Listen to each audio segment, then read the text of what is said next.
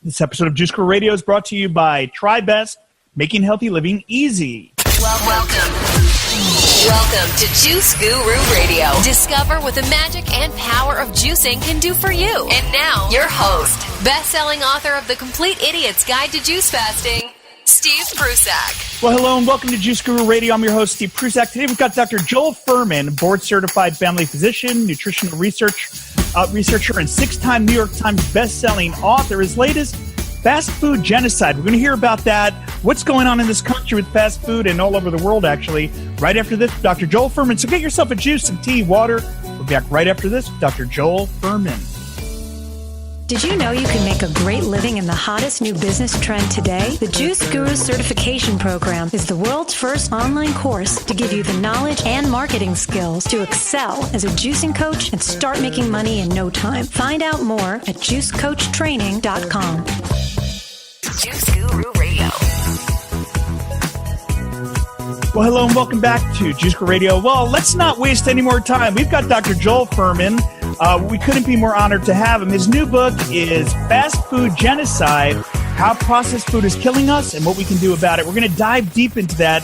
His other books like Eat to Live, they really are the Bible for the work that I do and the food that I eat. So let's welcome to the show right now, Dr. Joel Fuhrman. Hi, Dr. Fuhrman. Hi, Steve. Excited to be here with you today. Thank you for being here. So tell us, Dr. Fuhrman, what we've talked about the other books and Eat to Live, and I love that. We maybe touch on that at the end. But what about fast food? What brought you into this area and what's going on with the fast food industry? Well, you know, when I write a book, and I'm doing a lot of research because, and also you cull maybe read 10,000 research articles to pull the 500 or so to write a book. And in doing so, you know, from my other books, talking about diabetes and reversing heart disease or losing weight or preventing cancer, so much of the research was indicating that when we eat these processed foods and fast foods, it doesn't just cause diabetes and cancer, it also destroys our brain and lowers our intelligence. It also increases our propensity for crime, and they're also addicting so that we get more likely for a higher propensity to be a drug addict or a criminal. Half the people in federal prisons today are there for nonviolent drug-related offenses. And what I'm saying right now is that these processed foods and fast foods that are synthetic, artificial flavorings and colorings, they rush into the bloodstream very rapidly. Their caloric rush, which means how many calories enter the bloodstream per minute, is so high that it signals dopamine in the brain, and you become dopamine insensitive after a while, and you go after more food to get the same sensation of pleasure. And after food doesn't make it for you enough, you got to turn to alcohol and to heavier drugs eventually. So it really deadens the brain's appreciation of living. So it leads you to a more, how should I say, higher propensity for drug abuse and drug use. So it leads to the opiate epidemic. It leads to criminal use of cocaine and heroin. We're talking about fast food having such a far-reaching effect on our American populations that its tentacles go so deep, affecting how children do in school, attention deficit disorder, increasing risk of autism, and damaging the genes. So that our children are now at higher risk of developing learning disabilities and also, of course, higher risk of childhood cancer and autoimmune conditions in future generations. So we have epigenetic changes that occur to our genes, and the word fast food genocide means that this destruction to the human genome is magnifying in future generations. And we're going to see a sicker and sicker population if we keep eating the same way we have to, and with more cancer rates and more human tragedy if people don't change the way they eat. Furthermore, on top of the fact that we're finding out that these processed foods and fast foods and high glycemic refined carbohydrates damage brain cells, dumbing down your intelligence and cause dementia, they also make people depressed. And 1 in 5 people in America now have mental illness. And nobody's discussing the link between mental illness, schizophrenia, depression, violence, and fast food consumption. Who's talking about this? The data's there. It leads. So we're talking about that. We're talking about all these things, and we're frustrated about where things are going. But nobody's talking about how fast food is making people depressed and making people prone to other mental illnesses. So that's another thing. And the last part of the book, or the other important part of the book, is vulnerable populations in inner cities who don't have access to produce and healthy food who are consuming fast food in higher amounts without their exposure to fruits and vegetables are leading to a doubling or tripling of the rates of cancer. We're talking about certain populations with 10 times the risk of early life of stroke before age 45. We're talking about if you live in an inner city and have diabetes and obesity, you would have 45 years of potential life loss. So what I'm saying right now is we have vulnerable populations that are seeing incredible tragedies thrust upon them by food inequality and food distribution, and it reinforces poverty because we can't achieve the American dream if our brain is being hurt and our ability to receive an education is affected by what we're eating. And this is a form of bigotry even because even in medical school, we learn that Black Americans have double the risk of diabetes and prostate cancer and breast cancer and high risk of stroke. And it's almost like we're learning in school that having a darker skin color use weaker genes that with a higher weakness to develop these diseases, which is not true at all. It's totally untrue. When we look at the exposure to fast food, we look at Caucasian populations with the same food exposure, we see the same crime, we see the same destructive effects on their educational achievement, and we see the same destructive effects on their risk of cancer, kidney failure, diabetic amputations, and all the other problems we see in these inner city populations. So it really has very little to do with skin color. We're finding out the science more and more than ever before is showing that all these factors are really mostly due to environmental influences and food exposure. Well, it's interesting times. You know, you look at the horrible school shooting over in Florida, and, you know, we hear right after this it's just so disturbing. It's hard to even talk about what happened in Florida there, but they said the shooter went to McDonald's right after he committed this heinous crime. You see a link there because you're bringing up crime. And we know, you know, even the president of the United States, we're hearing that he's eating cheeseburgers every night from McDonald's. Right. And you know, and I think nobody's really grasping this, that our brain even is more sensitive than our body to these foods. Because just think of this, in your muscle tissue and most of the body, you have an antioxidant response element that removes free radicals to prevent damage. And sure, the antioxidant response element is fueled by green vegetables and other phytochemicals. But once you fuel it, it can last for a while. The brain doesn't have such an antioxidant response element. It needs a continual supply of phytochemicals and antioxidants. It needs the exposure to the green vegetables and the berries and the polyphenols and we're talking about colorful foods here, like beans and nuts and seeds. We're talking about natural foods that have a full rainbow of phytochemicals that protect the aging brain, and our brain can last us for 100 years without losing any intelligence at all. So what I'm saying right now is that your brain is the early indicator of your health. And sometimes the lack of nutrition can affect intelligence, creativity, put a brain fog, concentration ability. And it happens early in life. And it's a signal that you're going to become demented and lose more brain function later in life. So we start to see early life signals of brain dysfunction from what we're eating. And then, of course, we're talking about lack of judgment, lack of creativity, making bad decisions, increased propensity for violence, and of course, increased propensity for imbibing in brain-stimulating substances. Our whole population is addicted to either something, right? They're smokers, they're drinkers, they're drug users, they're food addicts. They're living for brain stimulation, and it starts out with our social norms in America, where we rewarding kids with candy and feeding them, bringing them donuts to soccer games and letting them enjoy Halloween and come home with a bag of candy they can stuff under their bed. So now it's a bag of candy they're hiding they're hiding in their room, and soon it becomes drugs and alcohol in the high school parties, and then it goes to heavier drugs. All because it starts out this way, that we're not really we're living for stimulation. And we're using stimulation as a foundational norm in our society, very destructive. And of course, people know we have a healthcare crisis going on with the most obese and sickly population, most diabetic-prone population in the history of the human race. So it represents a tremendous amount of human tragedy here we're talking about. Wow. Interesting and far-reaching links, especially when we look at emotional eating, how it all comes from when we're kids and getting that candy and the rewards and the fast food. So let's break it down. Let's get to the basics. How do you define fast food? Maybe someone's tuning in and saying, well, what counts as fast food? Right.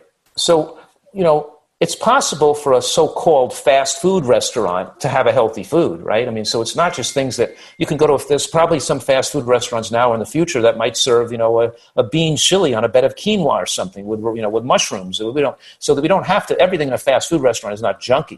Doesn't have to be bad.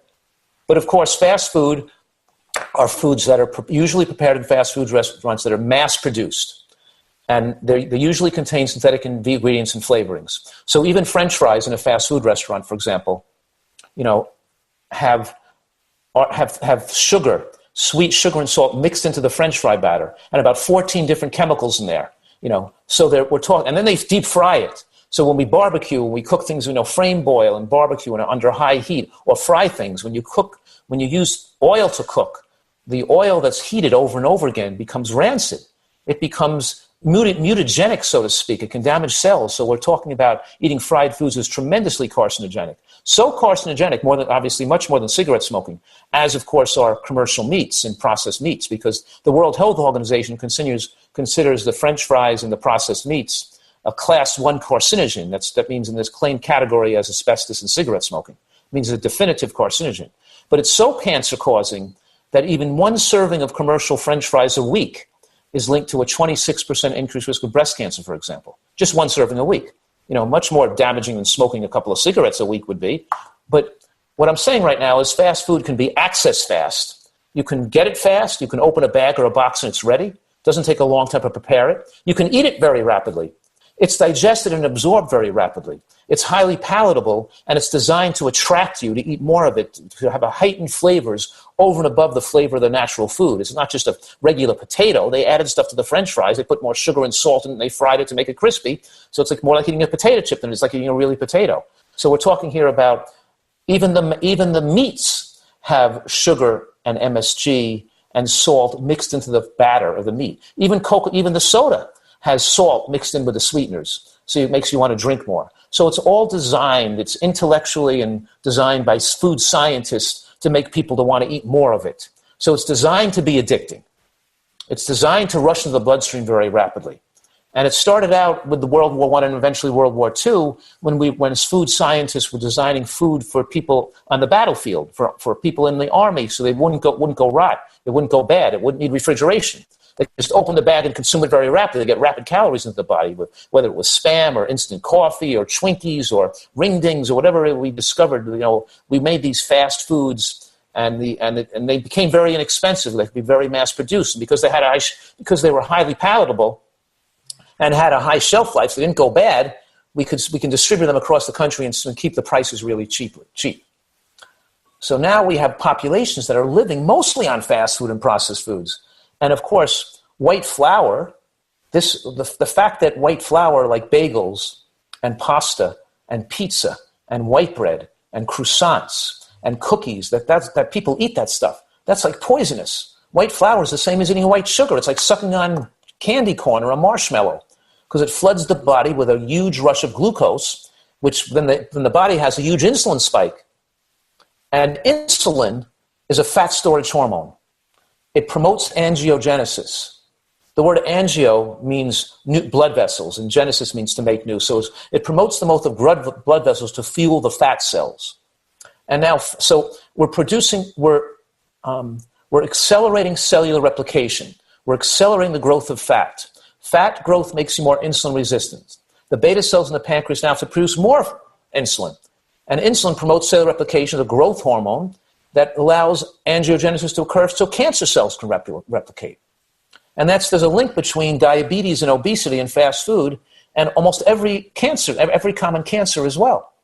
And so the American diet now is 60% of calories from processed foods that are high glycemic, and then a third of the calories, about 33% of calories, are coming from animal products. And the animal products are mostly grilled, barbecued, fried, greased, cooked on a grill or on a pan or in a broiler or in an oven. They're not cooked in water like a soup. They're darkened so you form heterocyclic, they're burned to a degree and made crispy on the outside. That's the way people like them the best. And then you have heterocyclic amines and N-nitrosamino compounds and acceleration of trimethylamine oxide, which is an inflammatory toxin in the body linked to cancer and atherosclerosis, and the fact that these animal products raise IGF-1, insulin-like growth factor 1. So now, which is another growth-promoting hormone that also promotes angiogenesis. So we have this insulin IGF-1 sandwich when you eat foods like a hamburger, pizza, macaroni and cheese, spaghetti and meatballs. The combination between the high glycemic white flour and the overly cooked animal products and the high protein exposure. So we're talking about high glycemic carbohydrates, high amount of animal protein. That's the formula to maximize premature aging, wrinkling of your skin, exposure to skin cancer, increasing risk of breast and prostate and colon cancer. So now we have, so all these diseases people now see as normal in our society.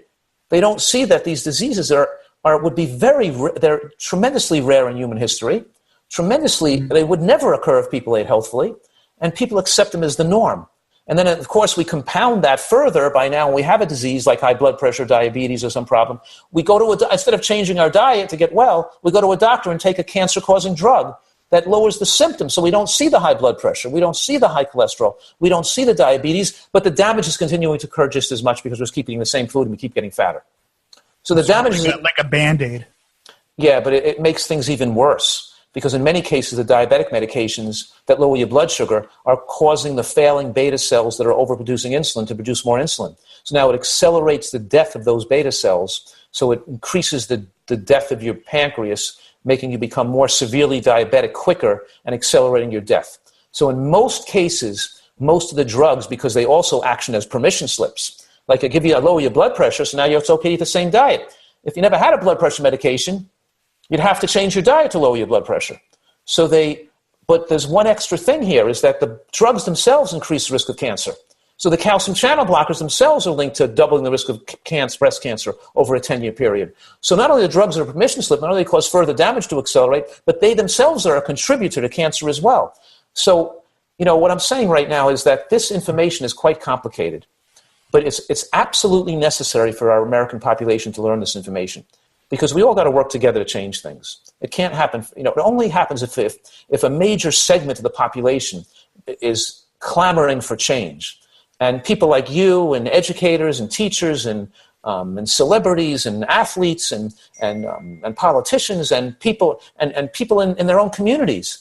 They all have to become advocates of healthier eating, and we've got to get people that are in vulnerable populations eating healthy, because it's the right thing to do. Because as Americans, I think what we stand for philosophically is equal opportunity for everybody, and the ability for everybody to achieve the American dream, get a good education, get a good job, be happy, be healthy. And without access to good food, that can't happen. And what a beast you're up against. When I'm watching the Olympics and they've got these commercials that the athletes are endorsing soda and they're endorsing these bacon burgers and things like that, and people are thinking, well, the athletes are eating that, shouldn't I? I mean, do you ever stop and think, wow, the conditioning really runs deep, and there's a lot of money behind these companies? Oh, that's absolutely right. What you're saying is they spend billions of dollars on advertising and trying to counter the effects of this message coming from people like me. To counter the effects of the scientific literature that's published, they try to put their own studies together, slanted, and try to prepare the study in a way to make it look like the food isn't causing damage. Sugar's not so bad. Eggs don't cause diabetes. They're good for you. They camouflage it by switching out instead of switching out beans for the eggs, they switch out beans for the sugar for the eggs, or donuts for eggs, and the diet is already loaded with animal protein and animal cholesterol, so the egg doesn't show any difference. They got it all calculated out to try to produce studies to confuse people, so people can't get straight information. And what we need here is really reading, writing, arithmetic, and nutritional science taught like a science in the grade school and throughout our whole education, so people can see through the fads, the false information. They can see, but it's unquestionably. Right. They can't be sponsored. They can't be sponsored food charts, right? Right. Absolutely. But unquestionably, the unaffiliated, in other words, the non-commercially affiliated nutritional scientists around the world all agree that we can wipe out heart disease and cancer, the vast majority of heart disease, strokes, and cancers, if people ate a diet rich in natural plant foods. We're talking here about eating a lot of fruits and vegetables and beans and nuts, and reducing the processed foods and the animal products to much lower levels, or eliminating them completely. But certainly, I don't think any nutritionist, scientist in the world will admit that it's good for people to eat sugar and white flour and processed carbohydrates and donuts and cookies and crackers and rice cakes and breakfast bars and chips and soft drinks and croissants and donuts and bagels. No, everyone in the world is admitting that those things cause cancer and heart disease and dementia right now. You know what I mean? So there's no controversy there at all. And, so I think that it's still not penetrating down into action. And people actually eating fried foods is just powerfully dangerous, that causes digestive tract damage, increasing the risk of developing disease like ulcerative colitis or Crohn's disease relating to drinking French fries and fried potato chips and fried foods. So we have, so this fast food industry is so destructive. There can't be anything probably more destructive. Not the opiate epidemic, not the, I can't think of anything that could be more destructive than this epidemic of food inequality and and committing suicide with your knife and fork. We talk about. I speak to populations and I say, how many in this an audience of 500 to 1,000 people, raise your hand if you've been stabbed by a knife, right? Who raises their hand? One person. Raise your hand if you've been shot by a gun. 2 people raise their hand, or anyone in your family killed by a gun. Maybe one person raises their hand. Okay, now you say, raise your hand if anybody in your family has had a heart attack, a stroke, or gotten a cancer diagnosis, or been killed by a heart attack or a stroke or cancer. Everybody's hand goes up, right? You say, unbelievable. You want to stay living in that neighborhood? That's the risks you want to take with your life, where everybody around you is getting shot from heart attack or cancer or stroke or being stuck in a nursing home? Or who wants to live with cancer, with chemotherapy and all that kind of garbage habit? It can't possibly be worth living that way. And then the fact is that I've spent my life showing people and proving that eating healthfully is just as pleasurable in the long run. Once you learn the recipes, once you retrain your taste buds, once you get healthy, there's not a loss of pleasure in life. This idea that people are floating around and saying, oh yeah, I'd rather just die 20 years younger. I don't care. I'll just enjoy my life more. I'll eat whatever I want to eat. I'll be overweight. I don't care because it's fun. And I'll have a good life. I'll enjoy my life. So if I'm dead at 75 or 80, big deal. Number one, it doesn't work that way because you're not dead at 75 or 80. You're suffering in pain for 6 or 10 years. And you have a crappy life that's being tortured. Your life is, you don't just die, you're tortured first. And number two, they're not enjoying their life more, they're enjoying their life less. Healthy foods taste just as good once your taste buds have gotten stronger and healthier. And you learn all the great recipes that taste delicious. They're not losing 20 years of life and torturing themselves because they're getting so much more pleasure. That's just that's delusional self-talk that an addict uses to maintain their addiction. And a lot of special interest groups that want that information out there. They want people to think you're going to live like a rabbit if you eat the right foods. Amazing, Dr. Fuhrman. So you'll be opening the Nutritarian fast food restaurant chain. Is that next year's announcement? Well, I do want every restaurant to serve Nutritarian meals, and there are Nutritarian restaurants around the country, and there is, but we want, as the population, see, it's all about the demand for these things. When we have millions of people looking for this kind of food, restaurants will open up to serve that demand, and restaurants will have that on as an option on their menu to have some healthier foods, and then people will see to make a choice. Oh, I could eat healthier. Maybe I should eat healthier today. You know what I mean? They'll have, So you're absolutely right. It's not myself making this Nutritarian restaurant, but I think when we work together, we can have even people in the food industry are important right here because they can produce healthier products. They can serve healthier options, right? So as Americans, we're all in this together. That's why I feel that I'm so passionate and on such a mission to have this book get out there to so many people, because I really think it can make a big effect on our population. The name of the book is Fast Food Genocide, How Processed Food is Killing Us and What We Can Do About It. Available on Amazon.com, Dr. Fuhrman's website, which will have links up at Juice Guru Radio, so you can check it out there, and bookstores all over the world, Barnes & Noble, the usual hot spots to pick that up. We highly recommend it. I just downloaded it on Audible, so I'm going to be listening to that tonight.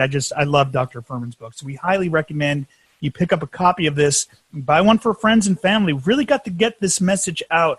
Dr. Fuhrman, how bad is it? How much fast food are we eating as a nation here in the United States? Oh, it's unbelievable. What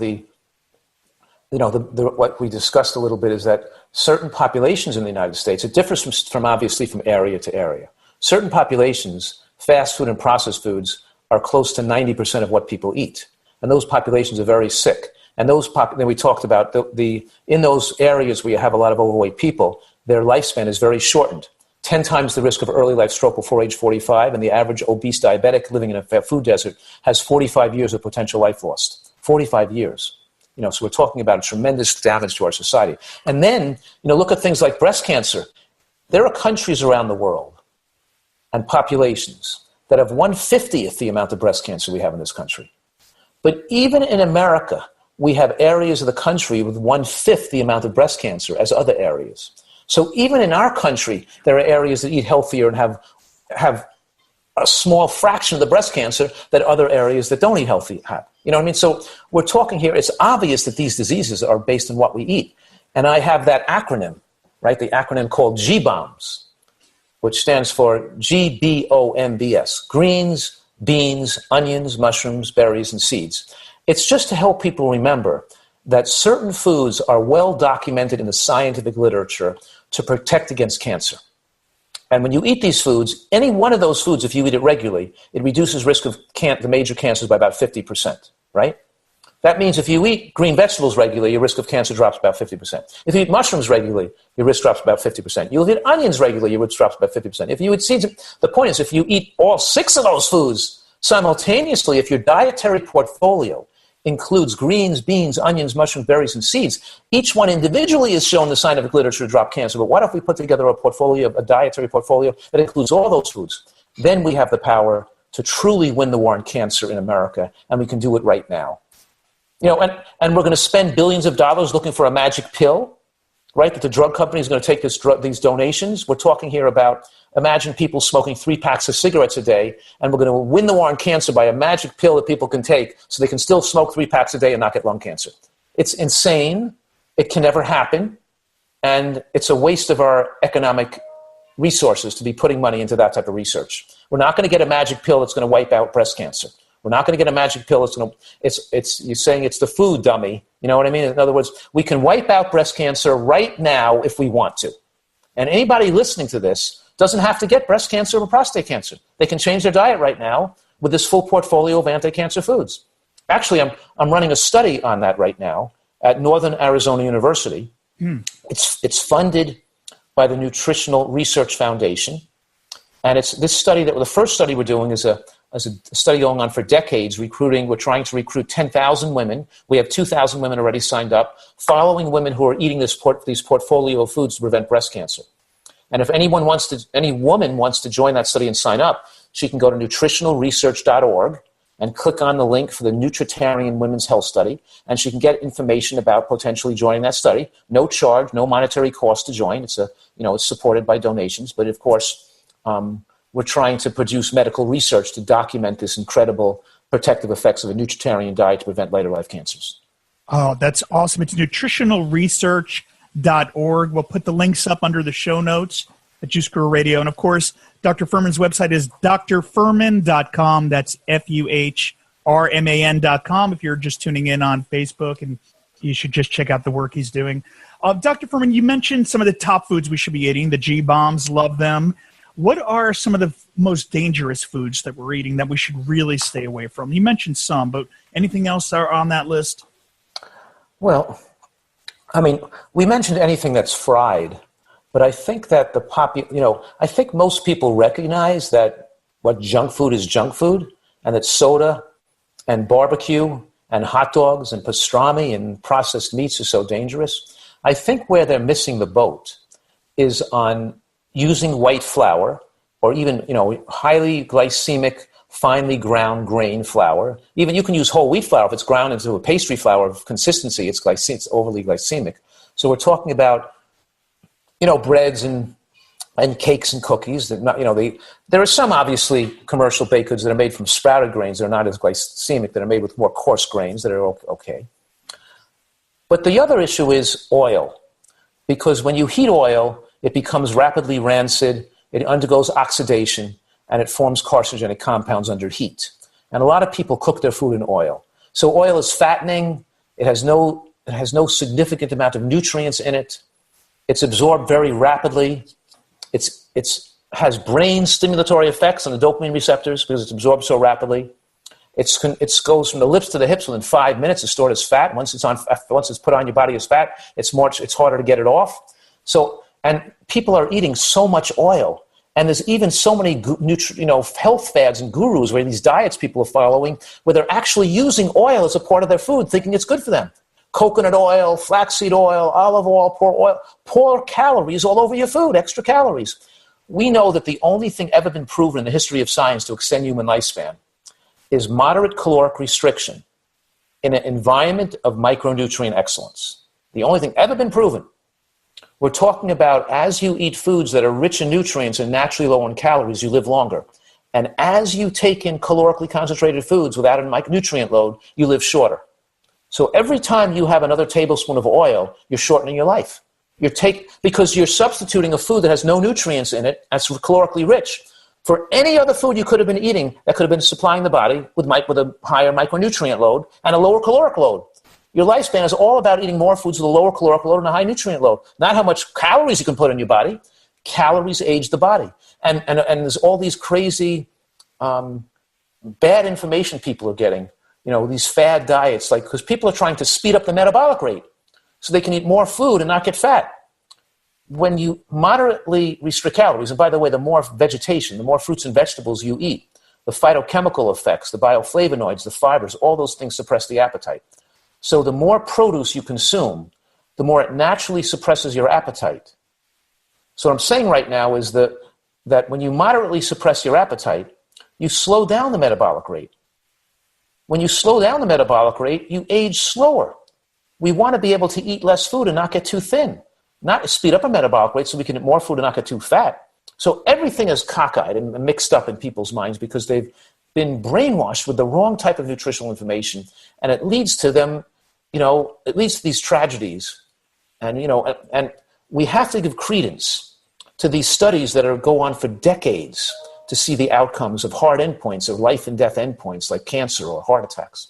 People will do these short-term studies, 6 months, 3 weeks, 1 year, even looking at short endpoints like triglycerides or weight loss or glucose going down, and they won't. And so a lot of these fads, we're talking about paleo diets, ketogenic diets, oil-based diets, all these diets where they're adjusting, lower fat, higher carbohydrate, higher protein, lower fat, they're trying to adjust the macronutrients to change metabolism.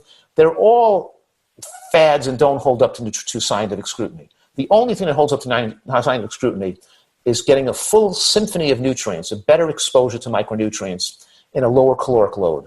And that means we want to eat a variety of foods. We want to eat some foods with nuts and seeds that have fat in them because they facilitate the absorption of the phytochemicals that protect cancer. We don't want to cut our fat content very low to reduce calories because then we're going to try to speed up a metabolic rate with fat restriction, none of those things will make for the maximum amount of longevity.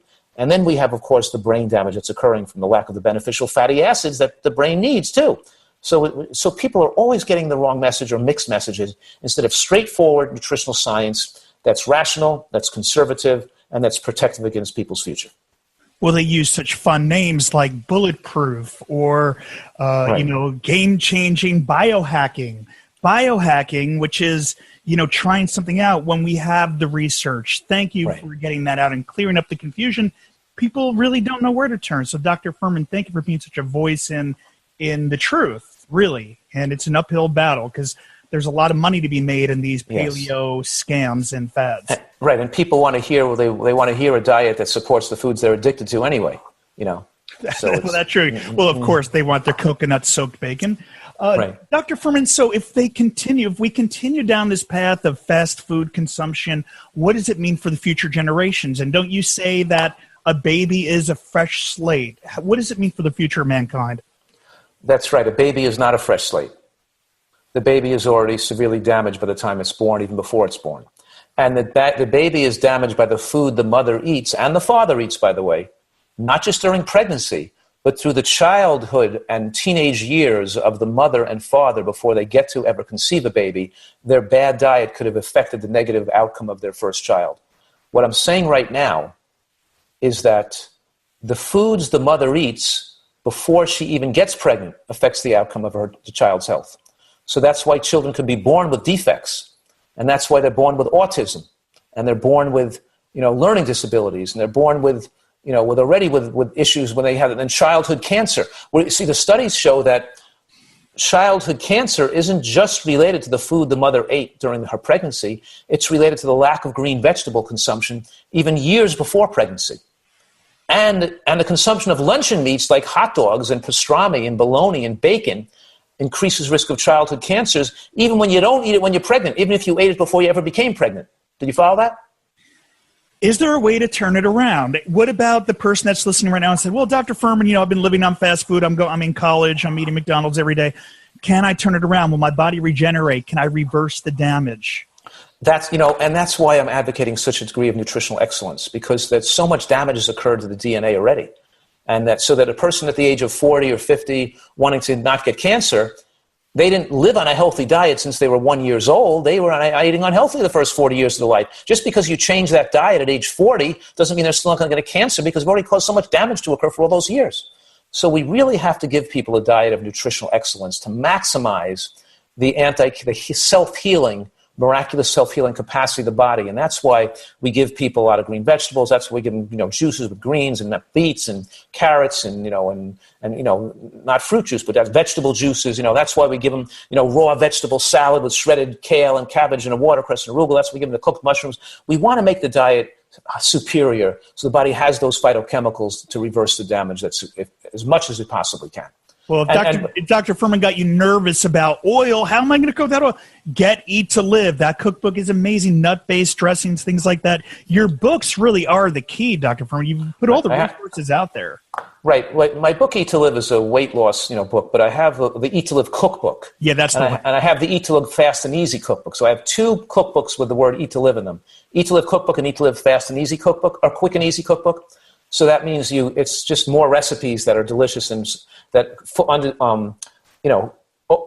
address the full spectrum, to fancy recipes at parties, to the super delicious recipe that take a little more time to prepare, to the ones that are quick and you can prepare in a minute, the ones that your family's going to love on an everyday basis, how to make this lunches for children, how to make this not cooking in the kitchen all day long. So yes, I really think that my last 30 years as a practitioner in this field has given me the opportunity to develop and be exposed to and to produce such an incredible amount of delicious recipes to make food. And, the simplest thing, like making vanilla ice cream, just by taking the secret ingredient is real vanilla bean powder, not vanilla extract, and not these chemical vanilla liquid you put into food, but real ground vanilla bean that you put with some frozen bananas and maybe a handful of macadamia nuts that gives you such an incredible ice cream. It melts in your mouth.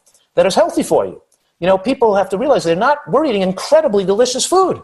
And we don't even like the taste of the conventional ice cream because it tastes like bleach and chemicals and it's too overly sweetened anyway. And notice that ice cream didn't even have a date in it, because when you eat healthy, your taste buds get stronger. So the sweetness of the banana is sufficient. You don't even want it sweeter than that. It would be too sweet with a date in it. I might add a date if I'm putting cocoa powder in, which is more bitter, but the point is that you're satisfied with things that aren't quite as sweet anymore because your taste is more sensitive. And now you can taste the sweetness in the strawberry. And now a cashew nut or a piece of romaine lettuce has flavor. Whereas people that are deadened their flavor with the American diet, cashews and avocados and strawberries and lettuce has no taste to them at all. They're just eating, a crunch that's smothered in a heavy dressing. You know what I mean?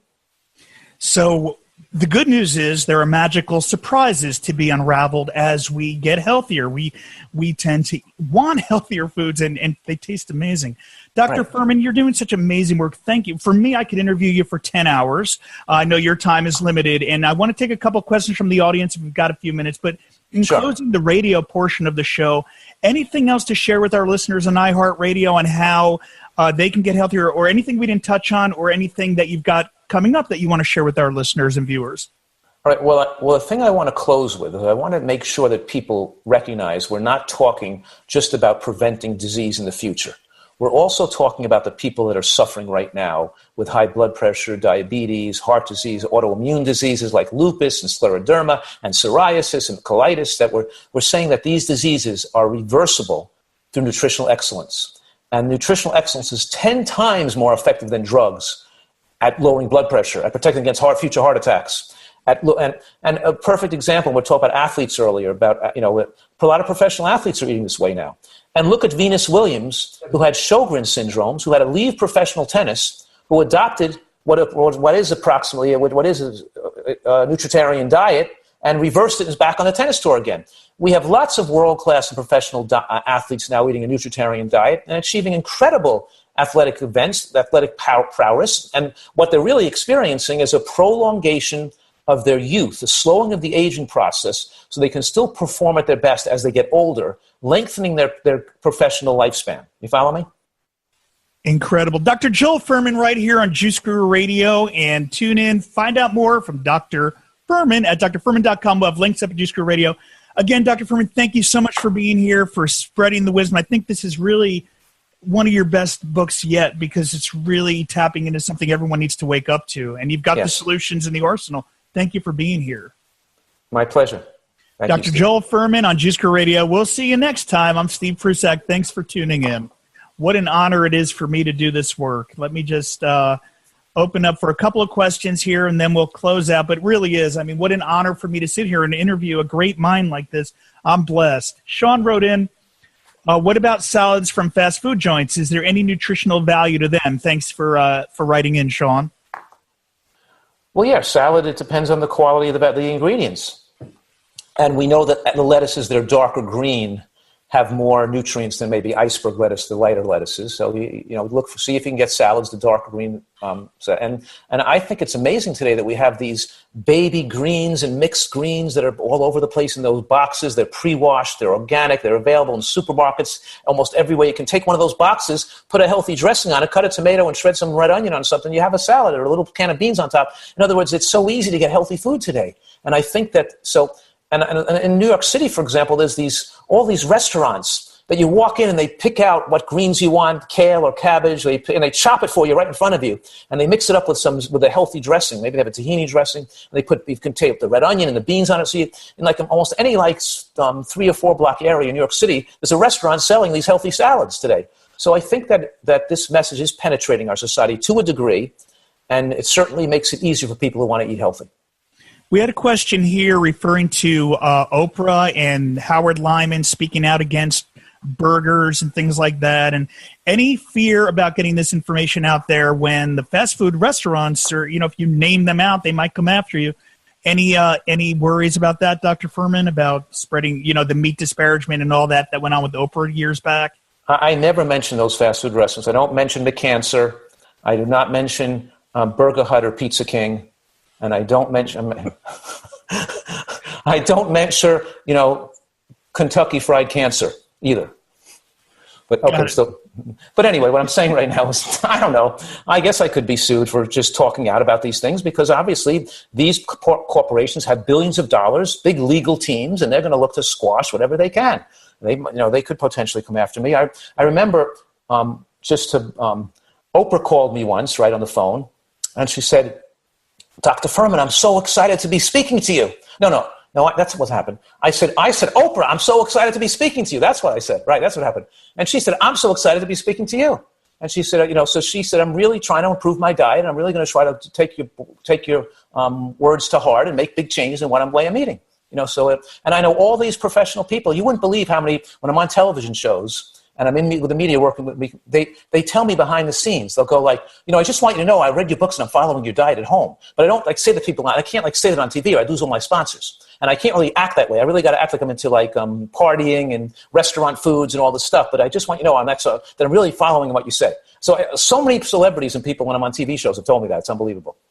Thank you again for being here. Thank you that we can spread this. And if you're watching on social media, share this interview. Get it out. Share it with your friends. Share it with your family. Post it everywhere. Post it on Instagram, whatever, Snapchat. I don't care. Let's get this message out. Dr. Fuhrman, thank you you're really starting a movement. You've started a movement, and you're taking it to the next level. This book is the portal in, and you've got the answers. You've got you're shedding light on the truth, but you're giving the solution. What more could we ask for?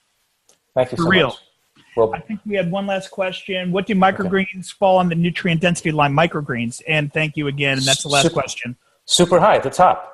Any kind of green is at the top. In other words, the fact that I put kale at 1,000 doesn't mean that kale is better than everything else. It just means it's just representative of that family of vegetables that's dark green like that. You know what I mean? So anything that has that dark green color like that, and microgreens and baby lettuces and baby mixed greens are all incredibly super healthy foods. And the fact that we have access to those foods gives us incredible opportunity to be super healthy. You know, we could all live between 95 and 105 years old because we have access to these foods today. So we couldn't have had access to them years ago, all these great healthy foods that we have. You know, and I try to eat foods out of the woods even. I pick parsley in the woods behind my house, the weeds you pick and you pick, you know, and you eat wild berries. So there's so much knowledge about how to, you know, make the soil full of the right bacteria, organic farming and using composting, and we can grow our own gardens, and we can, you know, there's so much today that people can take advantage of this knowledge to really achieve superior health. And year-round, no matter where you live. Dr. Fuhrman, you are the answer. Thank you. You are the answer to the BS fads and trends that just frustrate all of us, but you are the answer. So we want to just get this message out. Thank you. I'm so blessed to talk to you. Thank you for being here. You're welcome, and best health to you, and of course all your listeners. Love him. Don't you love him? It's a standing ovation, Dr. Joel Fuhrman. Okay. Thank you for watching. Please do share this wide. Thank you, Dr. Fuhrman. We'll be in touch. Thank you for listening to Juice Guru Radio. Find out more about us at juiceguru.com. Until next time, get your juice on.